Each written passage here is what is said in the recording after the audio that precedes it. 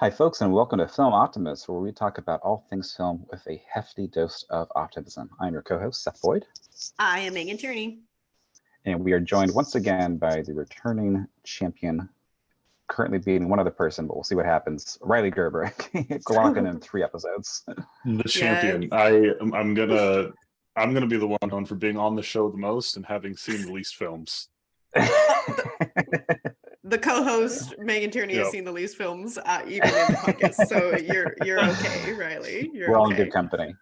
Yes. Mm-hmm. And we were having Riley back for a movie that is, I think, near and dear to the three of our hearts. Another Bay Area movie.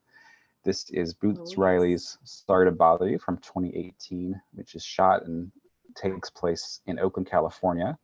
And among the reasons we're doing this is we're all excited. Boots Riley is having a series come out called I'm a Virgo that will be released later this year. A series on Amazon, shot and taking place in Oakland. So very excited for new work from this fantastic director.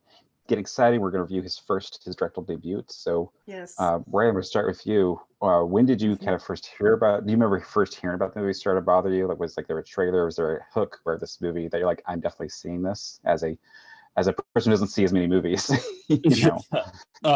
So I had seen trailers for it. I think it was advertised as not a sci-fi like thriller commentary thing, right. Almost more just a pure comedy. Because I remember seeing like the call center scenes and the use your white voice and that, and I was like, oh, this probably looks pretty good. And then I was like, I'll probably get around to it at some point. And then people start talking about it more and more. They're like, no, you absolutely need to see this film. It's not what it's advertised as. That's kind of the twist. And I was like, okay. Stellar piece. Like, I love it. It's phenomenal. Fantastic. Megan, same question. Do you remember being like made aware of I'm gonna watch this from, seeing the trailer, having that like moment of intrigue? You know what? This actually, I feel like was a trailer that I missed because I feel like I would have been really excited about it too. And I agree with Riley. It's kind of set up as a comedy, but basically anything from the Bay Area, I would be so jazzed to see. So I would have been excited about it. But I recall it because it was a school assignment, basically. I took at all of our alma maters, St. Mary's, I took a Sundance course to be able to actually go to Sundance in 2019, but this came out in Sundance in 2018, and our professor was huge fan. It was like a requirement for us to watch it, basically to talk about it. So wrote a paper on it and everything, and I was like, as soon as I watched it, extremely dorkily excited about this movie. Like, I was fangirling real hard, and it was like my touted favorite movie for a long time. It kind of, I mean, it's really up there. I think it's definitely in my top 5, maybe top 3 currently. So I'm really excited to talk about it, of course. I'm very high praise.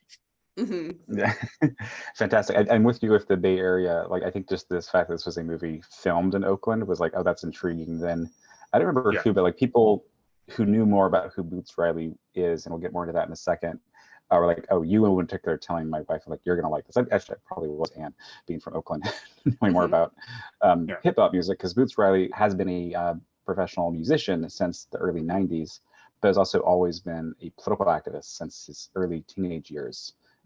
Organized school walkouts, was members of official political parties, was very active from the time he was at least 14, perhaps earlier, and so had a very political music, and has been active in political scenes, particularly in Oakland. And so it became very clear, like, oh, this isn't just a comedy show in Oakland. This is going to be a much more heavily political movie that I think I'm going to align with. But I think you both alluded to something that's very important as well. Like, this movie, we're going to say what the premise is and talk about the marketing, and then get into, like, there's multiple twists in this movie. But the main premise is a down on his luck guy starts working at a telemarketing firm, just cold calling strangers while they're at dinner type of thing. And somebody tells him, I think actually it's Danny Glover. It's Danny Glover, yeah. And the main character is black. It's his name's Cassius Green, and I think that's one of the things when we're getting into the marketing, like, probably the reason why it didn't strike people like us is this is a very black film, right? Yes, and this is a very none black, of us are yes. black. Like, I want us to get that on the yes, table. let's acknowledge like, it. this is a very black film, targeted, for that demographic, more than Non-black anything. people in this movie, and really only primarily one on screen. Yeah, 100%. True. Yeah, 100%. I kind of saw it as like Boots Riley kind of connecting back into his activism thing of like, speaking to his community and just like, a call to action, get people involved and kind of saying and seeing like real world things portrayed on the big screen. The trailer has the main character, Cassius, who's played by Lakeith Stanfield, being told by Danny Glover, like, oh, when you're calling people, you got to use your white guy voice. And it's like, what do you mean? And then he's voiced by a white actor. I believe he's voiced by David Cross. Yeah. And he has this moment like, oh, this is not just I make my voice different. Like it's a great kind of surreal magic realism comedy thing where all these guys are literally voiced by a different person comes out of their mouth. And then I think Steve Buscemi is one of them as well. So you have this kind of already, it's gonna be a little bit weird, almost sci-fi surreal. You don't really know where it's going though, but that's what's involved in the trailer. And then while watching the movie, there was at least 2 times where I thought, oh, well, that's the big twist. And then something else happened. That was the big twist people were talking about. Because the white voice thing it happens early on. Like maybe it does happen early. And like it is in the trailer. Movie. So it's like, it's a thing that you presumably had been made aware of when watching the movie. But we're, like we typically do, not going to do a full on step-by-step synopsis, but we will get into details here. But basically, this involves strikes being organized and how to go about that. This involves how things are orchestrated, some parallels to Martin Luther King, and a whole lot of other crazy things happening. We have. You mean we're not going to treat this like we did Mad Max and just go incrementally slow into 2 parts? Exactly. Our 5-hour episode on Mad Max, are we? Yeah. No, we're not doing the Mad Max one. But you have like what's the company called that's like the Amazon stand-in? I'm blanking on it now. That's like Regal View. Well, Regal View's the call center. Yeah, worry free. Right. Worry free. Worry free. Yeah. Yeah. Exactly. So, so before we kind of dive back into it, one thing I want to ask you guys as well is like, so this movie was very politically charged, and to some people, even people who are very left and not openly, socialist, and Boots Riley's openly communist, thought like, oh, this is good, but maybe too extreme. Thinking about it now, 5 years later, did you have any change of thoughts if you were ever someone who thought a scene was too extreme? I kind of doubt Riley or Megan were that, but did anything kind of reflect you as differently, like we know more about this situation now and like this metaphor works even better than I expected or anything like that, I mean, I have like radicalized even further like since this movie came out. Like at the time that I like I think we all have. At the time that it came out, I was probably pretty like, milquetoast and like vague leftist views. I think it's pretty safe. Genuinely, I don't think this is a harrowing, dangerous, propaganda film. I think it's pretty clear cut. There's nothing outlandish, being said in here. Like the metaphors are strong, like, to succeed in capitalism, you have to be white, or adopt a white voice, right? And capitalism will treat your workers as subhuman, That's kind of like the furthest it goes in, like, to me, in my understanding of it. Fair enough. Megan, same question, like with like any of the companies, like the parallels, like we said, to the real world industries, or. I mean, I almost feel the opposite. Like I feel like it becomes more and more relevant, and even like smaller things in the movie pull out to me now more, or like it becomes more prevalent. Like for some reason the Coca-Cola can that hit him in the head becoming like an advertisement really sticks out to me now, and like that was more like a funny anecdotal thing in the movie, but now that feels very prevalent, and like his absurdity is like so pointed in a way where it was really ahead of the time at the time. I think I almost had the opposite reaction of Riley, where I was in my latter years of like a pretty liberal arts education, and this movie lit the flame, if you will, like a lot more. That's why I was so gung-ho about it and like really excited, and you know, it was a lot of things were happening at that time in 2018-19, if you can remember. So I was just real, you know, fire under me, everything. I really agree with that point, Megan, that like it is incredibly ahead of its time. And well, I mean, I say that because of like my perspective has like, now I'm like, you know, in my adult life paying attention to shit. It's probably not. It's probably like referring back to many things, like, you know, the soda can bit, right? The commercialization of like, you know, real world events and stuff like that. Like we look back to like, you know, the George Floyd protests and stuff like that, and how like a lot of seen racial violence and political activism is used by corporations to like make money, right? Like you have in the film, you have Cash coming out and being like, hey, Regal View's like doing these horrible human experiments on people, like we have to do something about it. And then their stock like increases, right? The soda can is like, you know, used as a gag on late night talk shows, and it's all about the comedy and not about the thing that was taking place. You know, you've got him being like, hey, can I show you this clip of what's happening behind the scenes at Regal View or Worry Free? And they're like, sure, but will you cover yourself in shit first? And it's like, what are you talking about? And it's just very, you know, in the same vein as like what we've been seeing though for the past few years of like, you know, and probably for a long time, but more on TV, but like, you know, black activists and, you know, people trying to bring attention to horrible acts against them, and late night commercialized TV just wants to use it as a joke, as a punchline. I mean, and I think we should just, like, for our listeners who have not seen this movie, I think we should catch up a little bit. So there is a point where basically there's a billionaire that's behind a lot of these companies who can be a stand-in for Bezos, Musk, any of them, you know.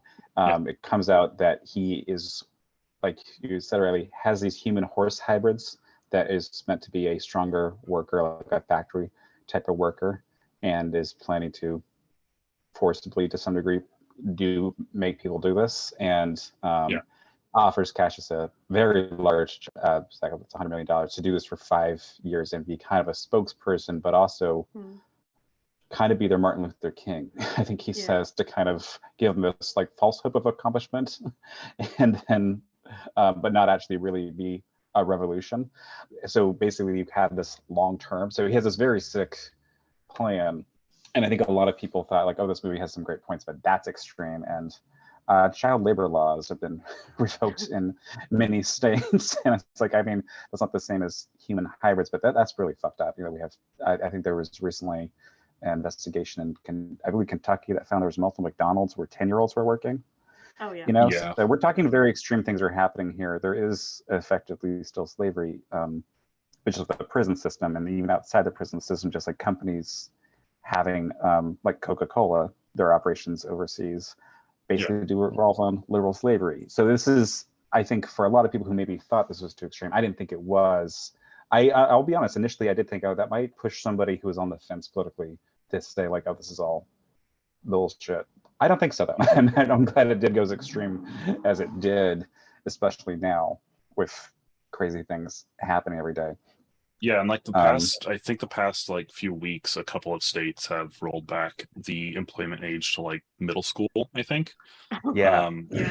Like 12-year-olds can like get a job or something like that.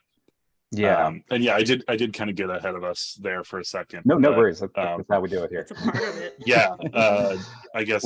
And you know, just to say real quick, folks, we hope you watch the movie, and we are going to kind of spoil it because like there's not necessarily, I think people get too concerned about spoilers. Like a good movie is going to hold up past being spoiled. You know, like if you watch this movie with all this information, I think you're still going to like it, and it's still going to blow you away, even though we're telling you plot-wise important details. Mm-hmm. You were talking, Ray. My apologies. For me, like if I had seen the trailers, right, and then been like, oh yeah, this seems like a a fairly good movie. You know, I'll probably watch that at some point. And then someone came to me and said, "Yeah, there's horse hybrids in it." I'd be like, "Okay, I'm fucking watching it." You know what I mean? Yeah. Right. That so was a draw. hopefully That was a draw. yeah. Hopefully that's a little bit of encouragement for everyone to watch it. That's very true. I would have also been on board with that. Now that you say that. Yeah, and even if you aren't of the same mind as my communist propaganda, you should definitely watch the film, because it's very funny.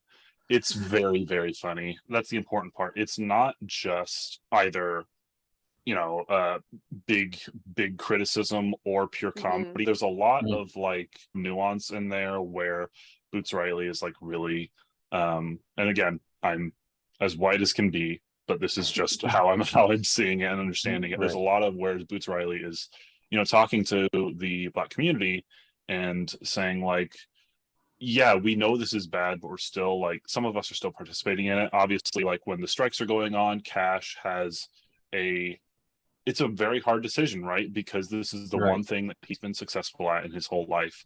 And it's like, hey, do you want to make a lot of money and help support your uncle whose place you're living at for free when the bank is coming to collect his house?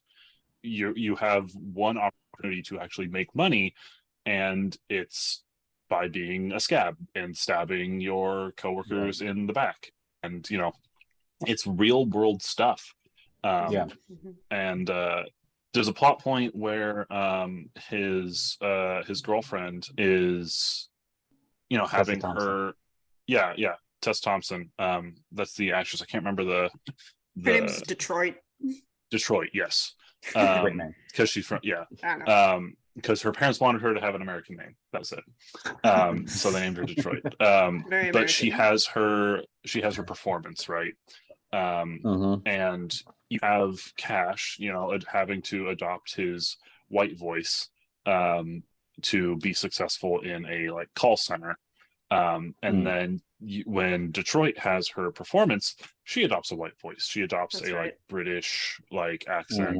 And when she's on stage, and I feel like I can't think of any particular examples like off the top of my head, but I feel like there's a real big thing of like marketing Black women with British accents on stage.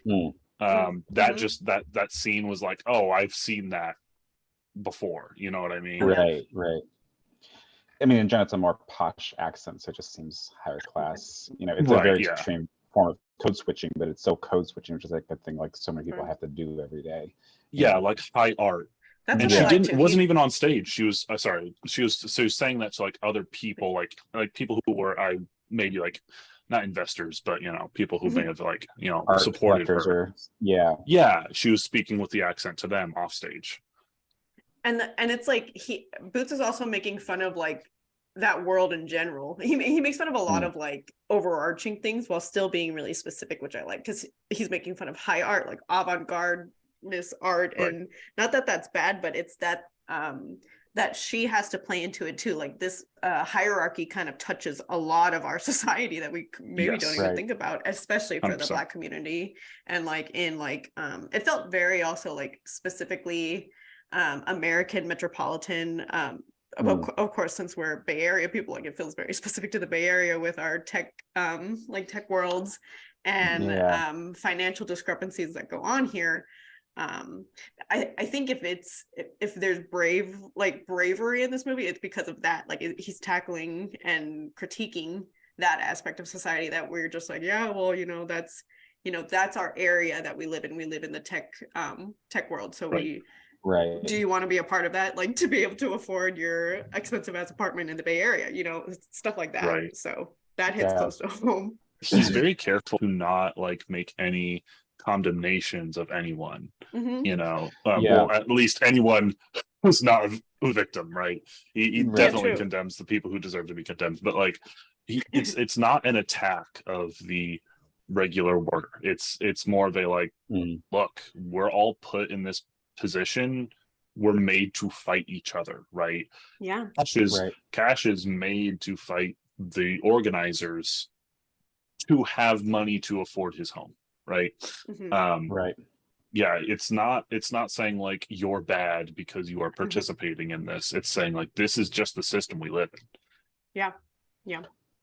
Absolutely, yeah. It very much is, I think, a very accurate portrayal of a worker, and I think this is I mentioned this before. My biggest pet peeves in a movie is the finances not making sense, and it does make sense. Like I think the first scene in this movie is him getting gas, and he goes up to the counter, says 20 on pump 3, but it hands him 20 cents, because that's all he has, and he is not, and like you said, he's living with his uncle, and it's a home they've bought a long time ago, but now getting priced out of the neighborhood. Like all this is real shit that's really happened in Oakland. It's not like he has, like a more Hollywood version of this movie would be he has a small studio that someone from Oakland knows goes for like $3,000, and they're talking about how he lives there and it's a rough neighborhood, but this is living with someone else. This is a multi-generational family. This is a shitty job that is, I think, commission only for, if you actually get somebody on the phone, and that's a brutal gig for telemarketing.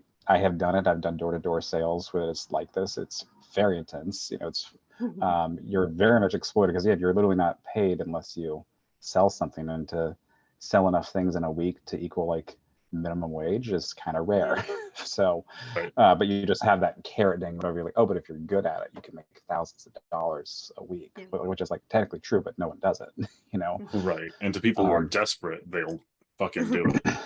Sounds right, because they will hire anybody. I mean, like there's the scene of him going over his resume, and the guy interviewing was like, okay, well, I know everything on your resume is bullshit because I worked at the bank you supposedly worked at, but the good news is you can read, so you have the job.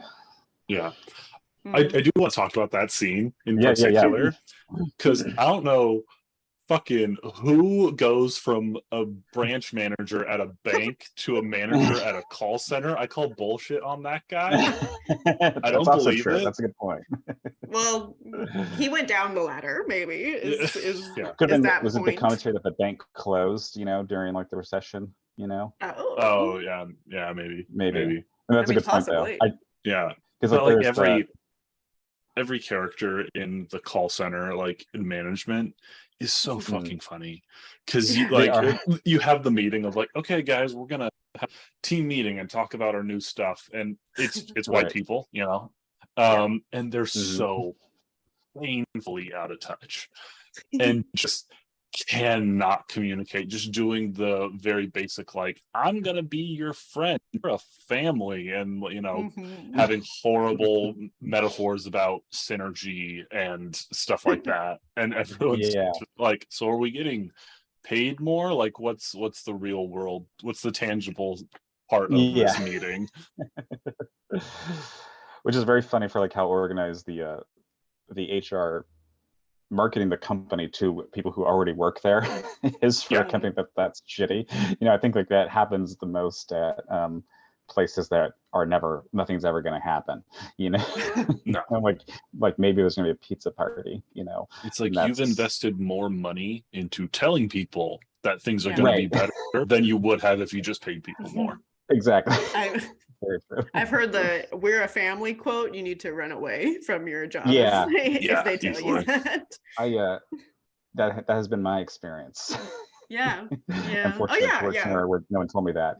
Right. We talked about that, Seth. Yeah, exactly. It never goes well because family stays late and doesn't get paid or ask questions.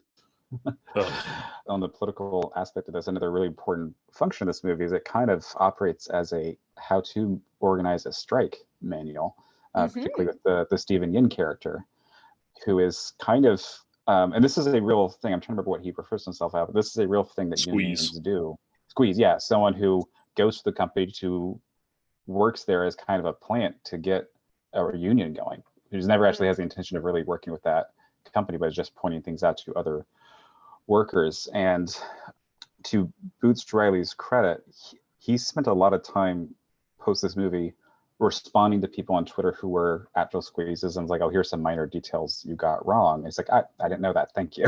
But I think it was still very immensely researched for a type of thing that, again, if you work in a bigger corporate job where there's never going to be a union, you might not believe that that's a real thing. I could see that being brushed over, but still I think very well researched and effective for literally how you organize it. And I'm not going to get all those details, but folks, if you want to know how to organize a union, this is a pretty good, entertaining way to start going about that. But Don't be a scab. A lot of it is the organization. Yeah. That is the most important part, is don't be a scab. And we should know, we're less than a week after the Writers Guild strikes has been announced. That's still ongoing. We're obviously in support of that. But it's very exciting how many strikes are happening nationwide. So there's a few going on in Oakland. Yeah. Oh, yeah, there's a teacher strike happening right now, right? Oh, yeah. So there's a lot of Starbuckses are unionizing around the country, and that's very cool. Yes. If there's like a Twitter handle you can follow that's just keeping you up to date on that. So like, there's been, I'm not saying necessarily because of this movie, but like I think there is probably a calculable impact. But this is also not like a impossible thing to do, is to organize a strike, is what I want to say. Like there's a lot happening right now. You can be a part of one in your industry. You should look into it if you are curious. This evening character is very interesting, though. I think that might have been fairly early for me seeing him in movies. I mean, I think we've covered movies he's in already with like Nope and others. A great actor. Yeah. This was one of his first major movies post being in Walking Dead, I think. This was definitely my first Steven Yeun movie, and he stood out to me too, because he's, I don't know, he plays a really good everyman, or like everyday character that you can really have a lot of. He pulls a lot of empathy for me for some reason. So and his character's flawed. He kind of goes after Cassius's girl basically, but so there's there's like friend dynamics going on there too. They're not, even the strikers aren't perfect characters, getting kind of heated, but then they're like, you smell great. Like they start throwing compliments. That was good. That was good. It felt like Boots interjecting in there and being like, I don't want to, it was kind of like, I don't want to see another fight, going on in this. The real problem and the real enemy is stays very much the corporation. So that's kind of cool. Yeah. And I think for my read on it is that Cassius kind of knows that from the start, like knows that he's right, but is very resistant, because again, goes from like affording a penthouse and a nice car within a like pretty quick succession after again living in a garage. Buys a Maserati. Yeah. Damn, I didn't even realize that. This is a personal question for everybody. Like, is that what you would do? Like, to me, like the new car, like I have a Jetta that I got at a good deal when we were in 2020, because it was like a lease car that no one drove. So like, and I don't think I'd ever spend more than getting like a used, at least last 5-year car. The idea of buying a Maserati is it's so common, like a luxury car for the Bay Area. Well, that's also true. Yeah. Just like, that's true. I would buy something, but I would definitely, and I don't know if this is just like, I'm a car person and this is actually what most people would do, or what, if it's just like, it's a good visual, so like it reads well, like this guy's splurging, he bought a fucking car, it's like a kind of good movie shorthand.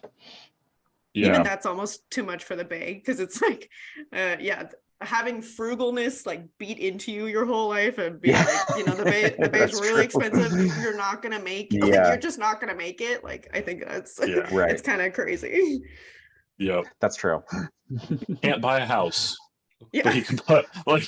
Oh, true. But a Maserati. Yeah. But yeah, because I don't think we get like hard numbers on how much he's making. Obviously, like we have like the cash offer for him, but like he learns that Regal is selling arms. So like that's once he's moved up gone into the elevator and is when he's with the power callers, right? Yeah. Yeah, exactly.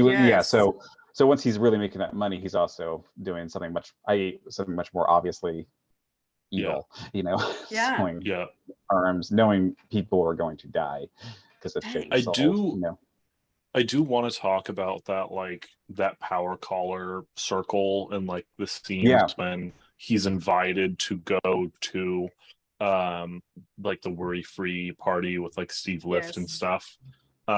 Because there's another power caller who kind of like recruits Cash. He's like one of the only other Black characters in that environment, in that like upper echelon of the Regal view. And his name is never said, and he only speaks in his white voice. Right, like his name is literally like blanked like out. Mr. Blank. Yeah, like he'll say his name, and then like the audio will cut out of the film. Right. And then at the party, they like he's the only one there, and he's very much a yes man to Lift, right? And so the Lift is the head of Regal Yes. Yeah, he's the CEO. Yeah, he's your Musk, your Bezos. And they have that scene where everyone's like sitting down doing a ton of drugs, and Steve Lift is, looks to Cash, and he's like, "Hey, come on, sit down, like hang out, like tell us a story, And he's like, I don't have one. He's like, "Oh well, you can rap, right? You can rap. You're black, so you can definitely rap." And they force him out into the lobby of this mansion, onto the stage with the microphone, and he's like, raps very badly, and everyone's not into it, and then he starts just repeating N-word shit. To a rhythm, and just that one like those two words just really on repeat it. And all the people in the room are just screaming it, like and repeating it. Yeah. And it's like, the duality between Cash and Mr. Whatever, Mr. Blank, it's like, okay, to succeed in high capitalist, white environments, your blackness is either commodified as entertainment, right, or you have to cut it out entirely. And be performative about it too. Like why are you not the black person that we see, that like we expect, basically? And you're not a monolith. What are you talking about? You can't rap. Of course you can rap. What? That's your culture, kind of thing. Yeah, exactly. That scene stood out to me too. It's very very like hunter mentality too. I think there was if I'm remembering, there may have been like a buck on his wall as well, or like some kind of dead animal, and most likely, and it just sets it up very, very nicely to be to very obviously see what's going on, like in this scenario, and just visually too, to have Cassius alone, and then the whole white audience just staring at him, forcing him to do this. That's a good visual. I forgot it was a buck, Megan, because like a buck is exactly kind of slur now too. It's like it's one of the old stereotypes that movies kind of gave us. It goes back to literally Birth of a Nation. Is the buck is the young angry black man, and they use the same motif in Get Out when he they kill him with a buck. I think it was a buck. I hope I'm not misquoting that, but we'll double check. But I believe it is. But I think, and it's also an important point, because we've now with Elon Musk on Twitter have more and more evidence of how deeply racist he is, and really all of them. Like, it's not just obviously capitalism conjures racism; it creates it in a much greater way just by having control. But also these people do believe that in an extreme level. So this movie, I think, is certainly not exaggerating that when it comes to the billionaire class. And then at the party for Worry Free and stuff, you have that offer that you mentioned, Seth, where Steve Lift is like, "Hey, we want you to go be an Equisapien. We want you to go." Well, I guess we should talk about how he finds it. So he's like, it's very disturbing, because I should also mention this real quick, really. Like, the thing this movie does genre-wise really work. Like, when it is operating as a sci-fi mystery, it's really intriguing. When it's a horror, like in the section to come up, it's really fucking great. When it's a comedy, it's really great. So I think this isn't exactly a full-on genre bending, but like, it really is I actually Boots Riley is a very effective director, especially for a debut. I agree. Director. The fact that it was able to do both so seamlessly is very impressive. Yeah, exactly. Because the scene you're about to describe scared the shit out of me when I saw it the first time. Oh, it's horrific. So Lift has Cash come to have a meeting with him. He offers him some cocaine, and then kind of pressures him into doing the cocaine. And then he makes him like go or Cash like, I need to use the bathroom or something like that. He goes back to use the restroom. Lift says, "Use the jade door," and he goes back, and they're all green doors, and he picks one of them. Goes to the bathroom, and he hears a commotion in the stall next to him of someone being like, please help me. And it's like the comedy of like, you know, it feels like more of the comedy scenes again. It's like, oh God, no, I'm good, man. Like, figure your own shit out. And then the stall door like falls open, and this horse top half human kind of bottom half person like falls out, and Cash loses it. He's freaked the fuck out, as anyone would be, of seeing a human horse hybrid, not a centaur. I should specify, like a weird like not 50, magical 50. No, not magical, just gross. Like horse dong and everything. This is more like Island of Dr. Moreau shit than than mythology. One of them falls out, and he goes out and he's like, what the fuck was that, you know? And Lift is like, I told you to use the jade door. He's like, I did use the jade door. He's like, that's the olive door. But he's like, oh yeah, okay. But Lift then goes, look, I'm gonna offer you I think it was $100 million for 5 years to become one of these people, and we are going to make them way better workers. And of course they're gonna like push back, but we want you to be their MLK. We want you to be our man on the inside, like you know, a plant, a pacifying agent to stop any real revolution, but someone to like take the public attention, a scapegoat, and then have it be like, oh well, we'll give them rights and stuff, and draw away, distract from the fact that they're doing human experimentation and slavery. And Cash was like, how are you making this into, how are you making people into this? And he's like, oh well, we have this thing that people snort like drugs, and we're gonna, you know, like, wait, that cocaine, did I? And he's like, no, that was 100% like Peruvian, like it's an actual cocaine. Which to me, that whole scene like harkens back to how the FBI and the CIA planted a lot of drugs in the Black community. You know, it's you know, you talk with Lift being like, yeah, we're just gonna give this to people, gonna give it to Black people. Let's be honest, we can, like, the audience is smart enough to know what he's planning on doing with that. And yeah, it's a, to me that seems a very big commentary on like, that's going after like the white moderate, right? It's like, if there was an MLK-esque savior, you know, a public scapegoat, and I'm not saying MLK was a public scapegoat, but like portrayed as by the media, how MLK has been whitewashed, let's be honest, right? To have one of those figures, like his much more extreme messages got really reduced down to nonviolence and stuff like that people quote now, you know. 100%, or just, you know, erased entirely. But you know, we'll have one of those characters. It would be very easy to see the, you know, mainstream news and a lot of America go like, oh well, it's okay because like they're fighting for, now that they have, you know, maybe not even rights, but now that they have this figure, it's okay, you know. And that's it, like a pacifying agent. I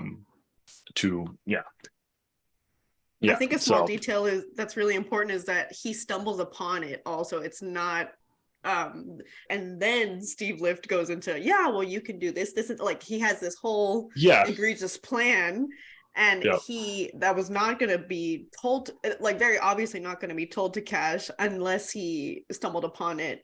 And like that, it's a secret, is so I don't know, it felt very important too. And like Steve Lift's character is really, you know, fun to watch, and is a perfect horrible CEO character, and like plays evil very, very nicely, I guess.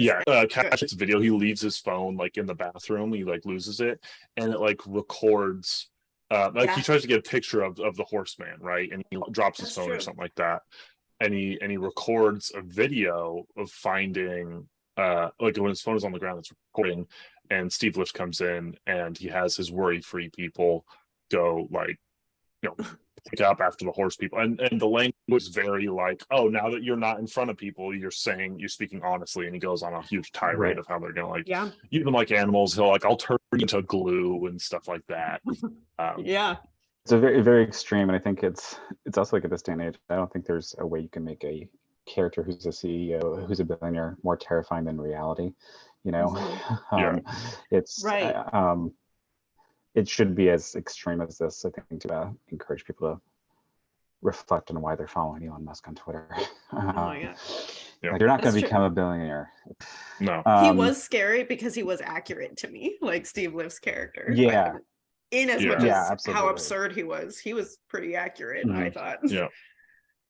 So I think we should maybe get to how this movie ends, is kind of so he turns down this offer, and now he being Cassius, and is now like, okay, I really got to join the strikes, and is helping organizing with the Stephen Yeun character and everybody else to really have the strike happen, and it's ultimately succeeds to get some basic rights, and then he still has to move back in with his uncle. And the last scene, he's not working up the top, making the millions of dollars selling weapons. Has some good progress though, but it's like it still is going to be a much more average paying job. So can't keep his penthouse apartment. But in the last scene, as he's moving back in, he suddenly is experiencing pain and does in fact turn into one of these horse people. So the cocaine was in fact the drug or the poison, basically, whatever you want to call it, that morphed him into this being. And then credits roll. But there are it's not even post credits, just like as credits are rolling, you kind of have to interject of him with other, I'm just going to call them horse people, storming Eco-Sapiens. Okay, that's not that hard to say, actually. Eco-Sapiens. Storming the home of Lyft, the CEO, and that's kind of, I think, ultimately the call of action of this movie is storm the Bastille, and that is the last image the movie leaves you with, and I think that's very powerful and very strong, is the workers uniting, which goes back to Riley to MLK. That's what he was saying towards the end of prior to being assassinated. He was much more extreme language than we often quote towards the end of his life. In terms of what actions to be taken, was more in line with the Black Panthers. So also, I think going back to like the genre elements of it, like I think for a lot of people that the fear of being drugged is real. I think that's definitely a thing for me. This is a very extreme version of that. But the fear of a stranger handing me something and there's like something else in there that I don't know about is a very real one for me. So this does work on that horror level very well. But if it is ultimately, even after how disturbing the ending of this movie is, it's still a movie that when I think about, I remember obviously the pickle message, but I remember a lot of jokes from it that are so great. So I think that is, for young creators out there, I'm not young, sorry, for creators of all ages who are activists as well, I think that's such a great lesson, is like this movie has a lot of staying power and gets a lot across because it is so funny and just in general entertaining. And that's something that director John Waters is very open about. Like, he's a very extreme person who makes outlandish comic movies because you can disarm people with outlandishness, and a lot of that is humor, sometimes just weird perversion, but then you can actually talk about gay rights or something to have people disarmed. I think that this film is a really great example of, you don't need to have the craziest high-minded metaphor to have something be good and be powerful. Like, this film is very understandable. You get what it's trying to say. It's not leaving any puzzles for you to solve, right? One of my personal favorite like images in the film is when Cash gets the soda can hit in the head. He's left wounded, right? And he's wearing a bandage that's bleeding actively for a long chunk of the movie, while he's still with Regal View, and while he's still being a scab and a power color and all this stuff.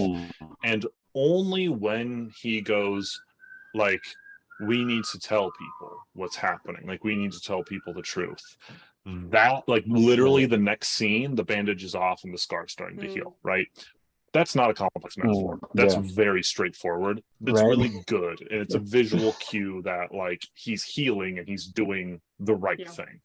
Right. No, that's a great point. Yeah, there's a lot of very simple visual language like that in there, and I don't mean simple as a condescending way. That's a very effective, because when you're making a political movie, it has to be very clear. It has to be accessible. Absolutely. Yeah.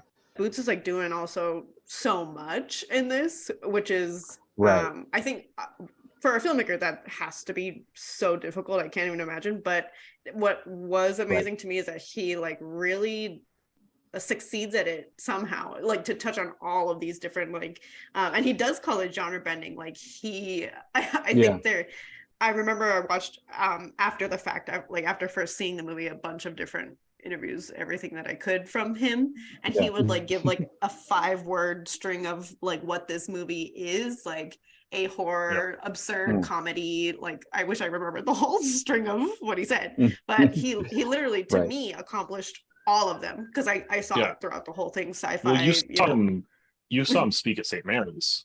I did, yeah. So we got the pleasure of which is kind of like a testament to this guy too, is he came to our very small liberal arts college to just give a talk basically on the movie that came out at the time, and to a small audience. I don't think it was paid or any, I literally can't remember, but he was very gracious, and the tenement was about his activism. I think that really is his biggest to him his biggest accomplishment and like biggest thing to stand for, and you can see it in everything that he touches, I assume, and certainly in this movie, definitely. But he was also just so very giving with his time, and it was just really cool to see and hear him talk, and hear his ideas out of his mouth. It felt very like adjacent to what the movie feels like when you watch it. So super cool guy. I regret not being able to see that. I know, Riley. Riley, you and I will never forgive ourselves for missing that.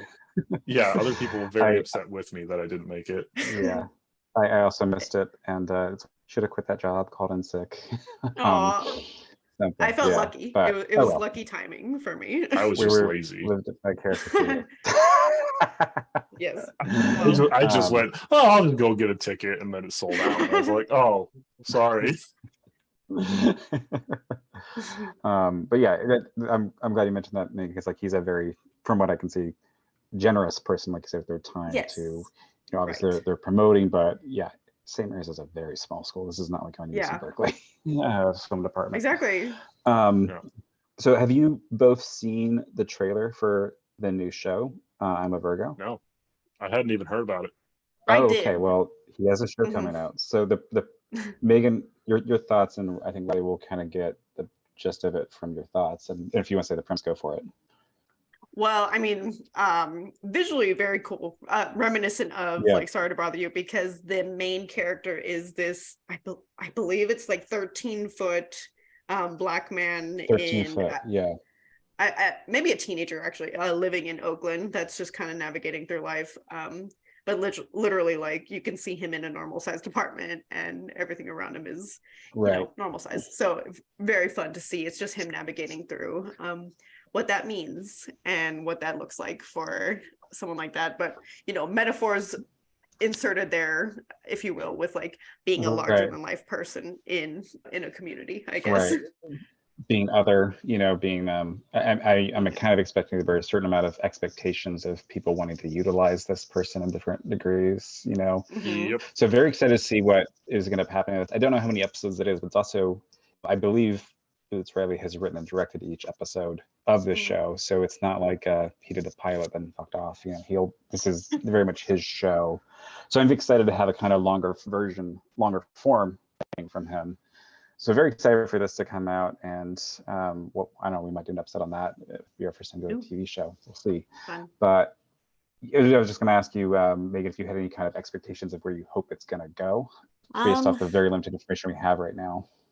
I mean, for me, regarding this movie, one of his biggest triumphs is the way that he's able to use metaphor that, like we've talked about, and imagery really well. So I think that I agree with you, Seth, like there must be things going on in I'm a Virgo about what it means to be othered and what it means to just kind of stand out, but not necessarily in ways that it's kind of like you stand up because you have to, and that he's a Black man, like in the community, there must be something there in that regard. I'm really excited, but also just visually, this movie and from what it looked like, the trailer is very, the scale looks crazy. Like it looks very realistic. I'm actually like not quite sure how he did that.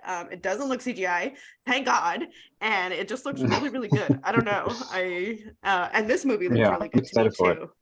Yeah, so excited for that. Yeah, I'm excited because it's not as obvious as like, okay, this, sorry to bother you, once you get the premise, like, okay, we're gonna be dealing with like racism in the workplace. You kind of, and like obviously it does a lot more than that, but like you get that notion from like the premise, just like the tagline of even the name of the movie, Sorry to Bother You. That's how you start your cold call, Mm-hmm. So this one I'm kind of like a little more unclear of where it's going to go, but I'm very excited to see what's going to happen in it. So we'll find out, I think, in a couple of months here. So very excited. Should we move on to recommendations? Riley, do you want to go first, or? Well, classically, I am not watching like any movies that I could recommend right now, but Megan, I'm gonna give you a little bit more work. Cut that other shit out. I actually have my recommendation. I just thought of it. Yeah, forget what I said. Fuck that. Riley said, I'm not watching anything right now. Well, no, I'm not watching it. It's a video game. Fucking everyone should play Disco Elysium. Disco Elysium. Steph knows exactly where I'm going with this. Fuck yes. Everyone should play Disco Elysium. I really thought you were gonna recommend this. I don't know why I fucking missed it, but like, okay, Seth is already on board. He doesn't need to be sold. He's played through it a ton. This is it's a video game that you can get for probably like $30 or so. There is no like barrier to entry. You don't have to be a gamer to play this game. It is a narrative-based game that is full of everything that we just talked about, set in I don't want to say like retro sci-fi, but like 2050, I think, is when it's supposed to be set in, but just like, a parallel timeline where tech looks like it was 50s tech that just continued on. And the premise of the game is you play a cop with amnesia who is investigating a murder. Incredibly funny, incredibly smart, very political, not shy on the commentary, talks about class, talks about racism, talks about political ideology and all of the corporate commentary that's in it. The thing that reminded me of it that Seth caught on to earlier is a big plot point is there is a strike and a union protest that is very central to the plot. One of the best games I've ever played in my life. Highly recommend it for everyone. Yeah. Megan, would you like to go next? Sure, yeah. I can pull it back to a film that reminded me of Sorry to Bother You, but wasn't as accomplished, but reminded me of it, in other words. And that was also so I went, Sorry to Bother You said it was 2018, right, Seth? And yes, I went to Sundance 2019, and a film that we watched there, which was literally, I will say probably the craziest movie I've ever seen, was it's called, maybe not crazy, but definitely absurd. Most absurd movie I've ever seen is called Greener Grass. I may have talked to you about it, Seth, but I don't know if we I've still been meaning to watch it. Yeah, I remember you telling me about it. Yeah. It is a absurd comedy about American suburbia, like very specifically like white people, weird suburbia culture. And it, like, if you can imagine it, like Sorry to Bother You was absurd, I think, in a way that I really like, but this was like absurd to the upteenth, like times 10. Literally. I think it lived in its parody and its absurdity, but really fun theater watch. Like the theater was going crazy for that one, and just because it is it's just really bizarre. It was the most bizarre movie I've seen in a long time. Ever since, it's still like the weirdest movie I've seen since 2019. So I really liked it. I do like absurdity. Like is what I'm realizing a lot. And yeah, especially when it has that little bit of a message or a little bit of a parody aspect, which this one had about American white suburbia, I should say. And the main actor, one of the main actors was Beck Bennett from SNL. He did like great. He was really awesome in that. I think he's really funny too. And then it's written and directed by two women comedy duo. I don't have their names, unfortunately. This was their first movie that they directed, and it was incredible. Like I can't believe the talent of these people. And it was really cool. Like I was really happy for them. And I'm not sure where it's streaming on, but it was quite a small budget, like you could tell. But check it out if you can. Greener grass. Nice, cool. Megan, I remember you telling me about that movie like we got back from Sundance, and I've been very excited to see it ever since. But I don't think it's. I think it is kind of hard to find, or I'm lazy. We'll find out. Riley, you were saying. Sundance stuff can be tricky to get a hold of. True. Yeah. Keeping the political things up, for my recommendation, I'm going to say a movie that I believe I mentioned in our last episode, Megan, and this is the documentary by Agnes Varda, Black Panthers, shot in Oakland in 1968 when Dr. Huey Newton was arrested and falsely charged with killing police officers. A lot of interviews with Newton and other members of the Black Panthers. There's a lot of shots of like the protests outside the courthouse at Lake Merritt. So it was a thing that actually my wife and I watched shortly after we moved out to Milwaukee, because like we hadn't seen it before. And we loved out of Agnes Varda. We were just really homesick. It's like we wanted to see Lake Merritt. It is a short documentary. It's about half an hour. Oh, okay. Very short. Very informative. Very real, and it's again looking at how political powers work and some of the oppressors that are discussed in this movie and how you deal with those. Well, folks, thank you so much to Riley, as always, for joining us. You are one of our favorite guests, definitely. You're goddamn right I am. You are. It's not a lie. So, as always, come back anytime. We can't wait to talk more film with you. Anything that you want, please. Can't let anyone bring it to get the table. Close to my record. Oh yes. It's Anne. That's you're gonna be neck and neck. It's gonna be like who's hosted SNL the most. Yeah, sorry. Anne takes precedent, but you are close second. All right. Can't beat them all. I'll concede. But yes, thank you so much for coming, and that's all for now. Of course. Thanks for having me on, guys.